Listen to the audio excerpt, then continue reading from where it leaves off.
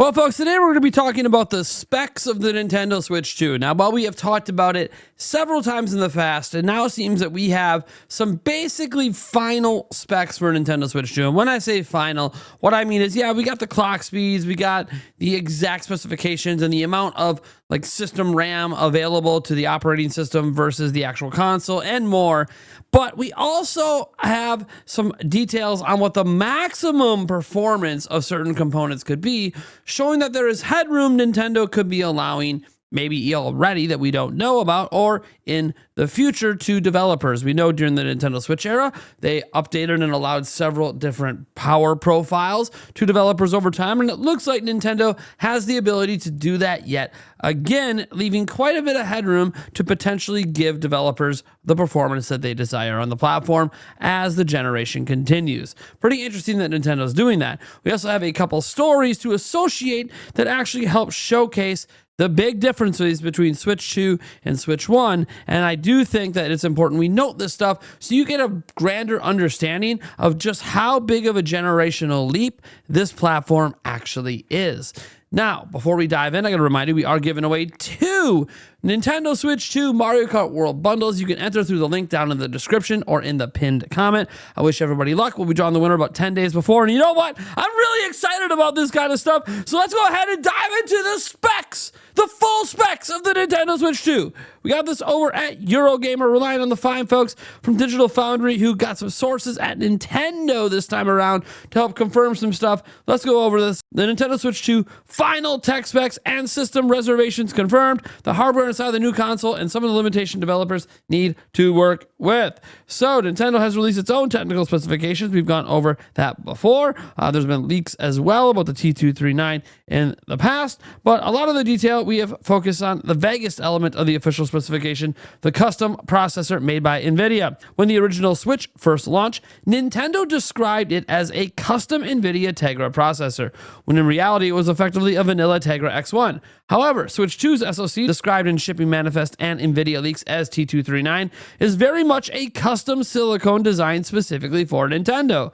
A lot of the confirmed details tallies with existing leaks, but we've learned even more. Let's start with the CPU.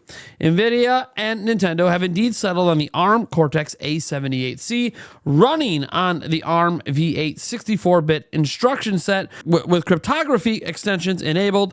32-bit is not supported by the SDK.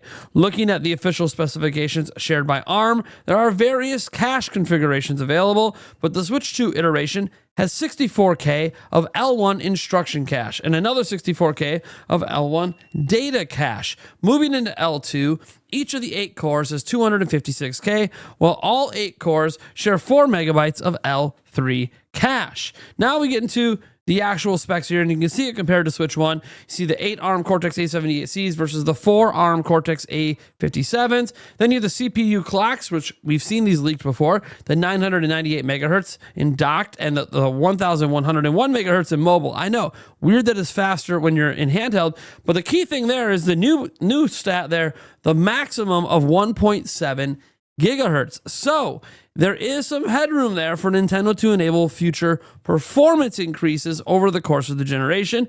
And the same was true, by the way, with the Switch 1, which had the 120 in docked and mobile, but Nintendo did enable other power profiles and never enabled the one that went all the way to max. So I wouldn't expect them to do it on the Switch 2. Like, you're not going to see them, say, hey, let it go to 1.7, but you might see a 1.2, 1.3, maybe even a 1.4 in docked mode at some point during the generation. Now you're also seeing something we didn't know, the CPU system reservation. 2 cores of the 8 are reserved for the system, leaving developers with 6. On Nintendo Switch 1, it was a single core, but they only had 3 available. So you have twice as many CPU cores available that run, looks like slightly slower or slightly faster depending on the situation, but also are much more efficient. We'll get into that later. The GPU architecture is indeed Ampere. We do know that there is some Ada Lovelace design involved with it, but it's still baseline Ampere technology, obviously compared to Maxwell. We see the CUDA cores are just look, 1,536 compared to 256. Yeah, you could see the massive difference in Switch 1 and Switch 2 there. The GPU clocks at 1,007 megahertz docked and 561 megahertz in mobile with a max of 1.4. This is notably higher clocks than we saw on Switch 1 with the 768 in docked and the 460 in mobile mode and a max of 921. I don't know that we're ever going to see it have the increase to max down the line. We didn't really see that with the Nintendo Switch either, but I do think we could maybe see them offer power profiles that maybe get us up to 1.2 gigahertz. Again, this is just based on stuff they've done with the Nintendo Switch in the past, so there could be some headroom there is what I'm saying. Obviously, we know the memory interface is better, 128 bits of LPDDR5. Now, they're saying DDR5 and not DDR5X. If you watch their video, they do say it's DDR5X, but the reason they're saying LPDDR5 is while it is LPDDR5X and it is actually a much higher clockable version of it than people expected, they're running it at LPDDR5 speeds, so that's basically why they're showing this here versus the 64-bit LPDDR4, and this is where the memory bandwidth comes in. That memory bandwidth is more in line with LPDDR5 than LPDDR5X. Even though it's there, does that mean it could increase memory bandwidth in the future? Who knows? But it's worth noting that's 102 gigabytes per second in dot, 68 gigabytes per second in mobile versus the 25.6 in dot and the 21.3 gigabytes per second for mobile. So nearly a 3 to 4x increase just in memory bandwidth. System reservation, 3 gigabytes is reserved. Remember, there's 12 gigabytes of system RAM. 3 of it is reserved for the system, leaving 9 gigabytes available for games, whereas roughly 0.8 of a gigabyte is reserved, leaving 3.2 on the Nintendo Switch. So you see nearly a 3x increase in RAM availability as well. So that gives you an idea that this is a fairly more beefy system than Switch 1. So the original Switch Tegra X1 featured ARM Cortex 8057. So we got all this. There's some stuff in here about memory bandwidth drops in mobile mode, which would have an impact on CPU performance, but there's only some theoretical things. But this is what what I find interesting here. Is interestingly enough, Nintendo does specify the maximum clock for the CPU is 1.7 gigahertz, which is a lot higher than the specified figures. Again, speculation here, but this could be a theoretical maximum that Nintendo could open up at some point in the future or use in special circumstances. Back in the day, Nintendo improved loading times on Switch 1 games by downclocking the GPU on loading screens and using the thermal headroom to ramp up the CPU to its max of 1.785 gigahertz. A faster CPU means faster decompression of assets. So 1,100 megahertz and 998 megahertz clocked are confirmed. A theoretical 1.7 gigahertz is possible, obviously in specific situations. Now we get to the graphics side. It says, we're effectively looking at a configuration of existing spec leaks. Well, Switch 1 used the NVIDIA Maxwell architecture from the GTX 900 series. The Switch 2 uses the Ampere architecture as seen in the RTX 3000 series or 30 series, similar to the Switch 1 GPU. Think of it as a miniaturized version of a consumer GPU. 1,536 CUDA cores are confirmed, as are the clock speeds, but there's a maximum stated clock of 1.4 gigahertz, and developers can adjust the clock rate, but it's unclear if running at the higher than the standard handheld or dot clocks is actually possible. Developers don't get the full GPU resources, though. Some of it is reserved for the system. So this is the big thing here. We can talk about the flops. They go on to note that the flops don't really matter. What's interesting about that is they're saying on the GPU side that actually developers have quite a bit of ability to mess around with the clock speeds there, maybe going lower, maybe even going a little bit higher. There's going to be a certain amount reserved for the system, of course, at all times. But that is interesting that they are allowing developers to kind of screw around with the clock speeds as much as they want. There's the official stated clock speeds, and then there's obviously a little headroom there. And it is cool that they're letting them mess around with that, just like they're probably letting them mess around with the CPU stuff. So it is possible that while these are the standard clock speeds, there is some way for developers to move things around as they want it. Obviously warning that there'll be less battery life in some situations or faster load times in some situations or whatever the case might be. I do think that that's interesting. Nintendo seems to be allowing developers to do that. And we have two stories that go along and talk about this, because the bottom line is when we get into all those specs and all that mumbo jumbo, people are going to start drawing comparisons to current systems, old systems, all this stuff, even though Digital Foundry in their own article said that using the teraflops and using this stuff, it's not really the best way to measure the actual performance of Switch 2. The games are going to be the right way to measure performance, and really not even the games at launch, but the games that come years down the road for the system. That being said, games are what they are saying matters, and we have some good news about games coming to the system that just literally would not be coming to Switch 1. How about Expedition 33? Many people's number one choice for game of the year so far. Claire Obscure, Expedition 33 dev, says the Switch 2 version could be interesting. So they're not ruling out bringing it to Switch 2. So it's a brand new IP from developer Samfall Interactive that has launched to great success. The turn-based RPG with real-time mechanics quickly became a critical darling, which has followed but millions of copies being sold. The team behind this title is obviously over the moon about the game's reach so far, and now they're thinking about where things could go next. In an interview with Mr. MV, Samfall CEO Gulam Brosh was asked about the Switch 2 as a potential platform for Claire Obscure Expedition 33 to hop to. While Brosh wasn't willing to commit to the port, his response did leave plenty of wiggle room for a Switch 2 version to crop up down the road. Well, at this point, considering the success of the game, it kind of changes everything. So clearly, it's too early to say, but we're kind of in a situation where, let's say there's a lot of opportunities showing up, way too many at once, and we're figuring out what we'll go for and what we won't. But yeah, it's definitely something that could be interesting. Again, this is in response to a Switch 2 version. So what they're saying is the overnight success of this game was not anticipated to be as large as it is. And because of that overnight success, they're actually not really sure what the next steps are because there's so many opportunities opening up. One of those opportunities obviously being the Nintendo Switch 2, which maybe they never thought about coming to because they didn't think the game would be successful enough financially to justify, hey, let's bring this to a whole new platform like that. So that is obviously something up for consideration. And I don't think that would be the case if it was, hey, for the Switch 1, right? But now we get an actual visual look at a game that's on Switch 1 that had a completely new version ported from other platforms over to Switch 2 to give us an idea of the power difference from a third-party game on Nintendo Switch 2. And that game is Hogwarts Legacy. A pre-order trailer came up, and all this pre-order trailer does is literally show the game side by side. I'm going to pop this over into 4K to get the highest quality here because we're also making this video in 4K. And let's just take a look here at some of the differences. Yeah, I mean, just pausing there, as we go back to this one here. I mean, look at that.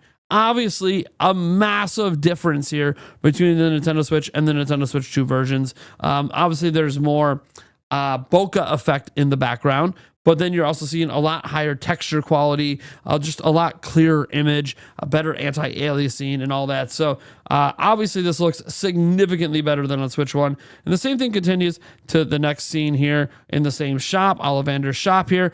Yeah, things just look way crisper, way cleaner. The haze is gone. Of course, the background light is off in this particular one compared to the one on the left, so that might make a difference in that haze. But still, it's very clear that this is a significantly better looking version of the game. And as it continues here, you're going to see some of the lighting effects obviously looking better on Switch 2. Here you're seeing obviously a scene that's very, very early in the game. This is from like the intro area of the game, essentially when you're just learning how to play.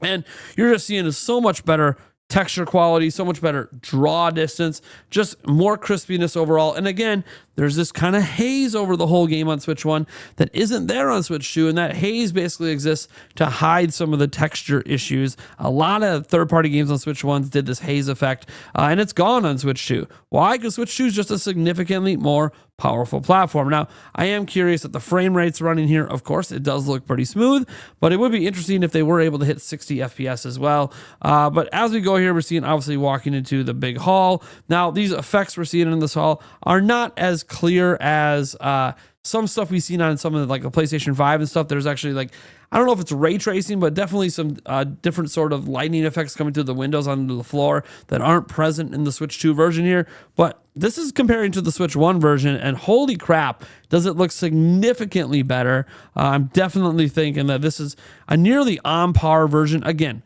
not everything is. There's some lighting effects that aren't in, some shadow effects that aren't in. I think there might be a little ray tracing in this game as well that's not present in the Switch 2 version. But this shows obviously a huge leap over the Nintendo Switch 1. This is the kind of leap that's noticeable. That's what I wanted to point out with this footage is this is the sort of thing where we talk about, in modern day, we don't really notice the jump from PS4 Pro to a PlayStation 5. And we might not notice as big of a graphical leap from PlayStation 5 to PlayStation 6. but this is noticeable with the naked eye. This is not something you got to squint. This is not something you have to even have these side-by-side comparisons. If any of you ever played Hogwarts Legacy on Switch 1, you know how rough it looks, and you already know how much cleaner this Switch 2 version is. And this is a big thing they're showing here. It's actually open world. The load screens, loading into rooms, loading into Hogsmeade is gone. And you're about to see that right here. It's just seamless. See, there's no enter Hogsmeade. There's no load screen. It just works. It just runs just like the game does on all the other platforms. You're still seeing some pop in, of course. If you pay a little bit of attention here, you can kind of see characters pop in. Let's back up a little more here. So just pay attention, like over here. I think a character pops in. Yep, you can see like right there, a character popped in the background. So there's definitely still going to be pop in. This is common even on the games when they're on PlayStation 5 as well. But the pop in is pretty far back enough that it doesn't seem to be too distracting, at least to me. But, you know, this exists in every game. And then you see the flying around segments. I mean, oh my gosh, just look at I go back to this part here at the beginning of the flying scene. Look at that water. Look at that water compared to Switch 1. The water was one of the most ugly things in the Switch 1 version. This actually looks like what Hogwarts Legacy is supposed to look like. This would be what people consider to be a very acceptable, portable experience. I'm loving it. I mean, look how much cleaner all this looks. Even look at this, like the different visual effects that we're seeing we didn't really have on the Nintendo Switch 1 because they had to cut that stuff back for performance reasons. We're seeing the up close of casting a spell here, a little motion blur action into the logo. So I'm really excited by this. I think the team here has done an excellent job, and it's always nice seeing that Switch 2 logo down there. I think that that looks fantastic. And again, it's one of the few games we have that shows the major difference between Switch 1 and Switch 2 and the actual leap in performance and ability. So again, I think we are heading into an amazing generation here in roughly 22 days. I can't wait. It's going to be exciting. We'll take a look at this ourselves. I have Hogwarts Legacy on Switch 1, so you can look at it on Switch 1 and we'll look at it on Switch 2. Obviously, we'll be able to do the same with things like Tears of the Kingdom. We'll be able to do the same with things like Breath of the Wild with some of the improvements there. Mario Odyssey on Switch 1 versus Mario Odyssey on Switch 2 with the update. Again, we'll be able to do all of this stuff and look at it firsthand, so that's going to be really exciting. And then, obviously, we have new games like Cyberpunk 2077, Split Fiction, and just other games as well to take a look at. Obviously, Mario Kart World. We can even do some light comparisons to Mario Kart 8. I don't want to spend a lot of time playing Mario Kart 8, but it might be cool to have them like side by side with two different capture cards, so you can kind of see like what the visual differences are side by side in the menus and certain races if we pause it, all that stuff, character select screens if we pause it. I think there's some interesting things we could look at to compare them. Anyways, we're going to be doing all of that on our launch stream on June 5th. We're doing an 8-hour launch stream you guys can come check out, so you can see all the things you want to know about Switch 2. Even if you have one, maybe you don't have all the same games or all the same accessories, third-party accessories. Maybe you don't have all the stuff and you just want to know, hey, is it worth picking up this game? Is it worth picking up this accessory? We're going to try to go over all of that. I even have the damn camera coming, so that's going to be interesting too. And then we could test out, hey, do you even need this camera if you want to use camera functions? Or should you just use like a cheap webcam? Well, I don't know. Maybe I'll pick up some really cheap webcam off of Amazon or something that I think could be a nice alternative option for 1080p. And then I could also use a more expensive one. Like I have a 4K webcam. What happens when I plug that in? Does that provide better picture quality? We'll see. So I'm really excited to test all this out for you guys. But for right now, this video wraps up with, man, we now know the specs. Now it's just time for games, freaking games. And that's the most exciting part of any new generation. All right, folks, thank you so much for tuning in. I am Nathaniel Rufflejance, and I will catch you guys in the next video. Or, if not that, the podcast tonight at 8 p.m. Central Time.